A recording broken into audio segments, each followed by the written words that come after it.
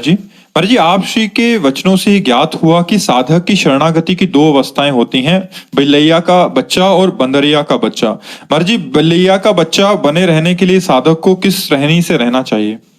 इसमें अंदर से असमर्थता प्रकट हो, अपने को शक्तिहीन महसूस करो, तो आप हो।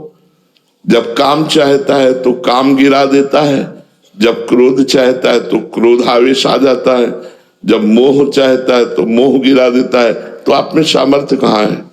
तो असमर्थ होकर सर्व समर्थ भगवान की शरण जाना और अपने को ऐसा समझना कि अब मेरे कदम भी उठेंगे तो भगवान के बल से ही उठेंगे, मेरे में तो कोई बल नहीं है, और बिल्कुल भगवद आश्रित हो जाना।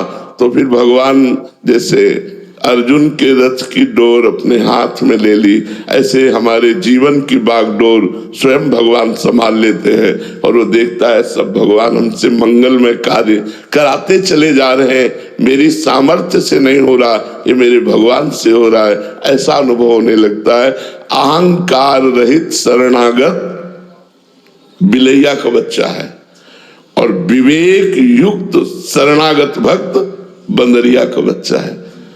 तो अगर हमारे अंदर ज्ञान है, हमारे अंदर बल है, तो प्रयोग करके देख लो। जब हार जाना तब बिलैया का बच्चा बन जाता है।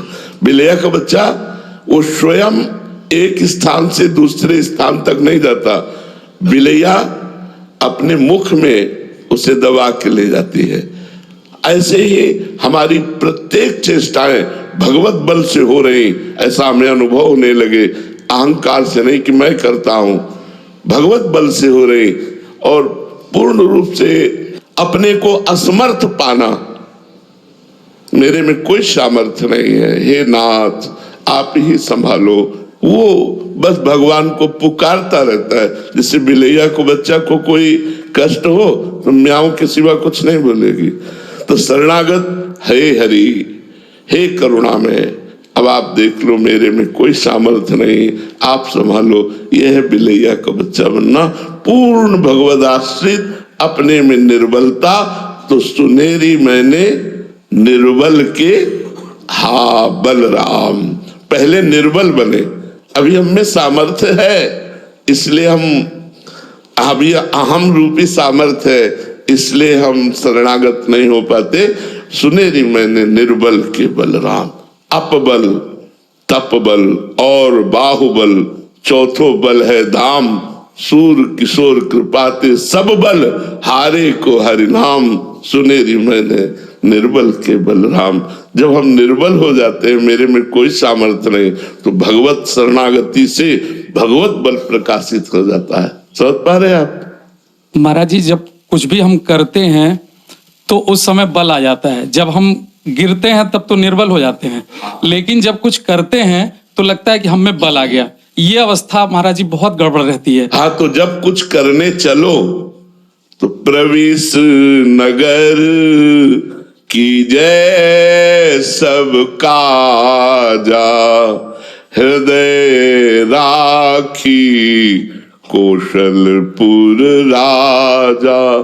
कोई भी कार्य करने चलो तो पहले भगवान को प्रणाम करो मन से, और हे प्रभु आपके द्वारा प्रेरित ये कर्तव्य कर्म करने जा रहा हूं, वो आप ही संभालिएगा। तो गिरेंगे ही नहीं, गिरेंगे ही नहीं।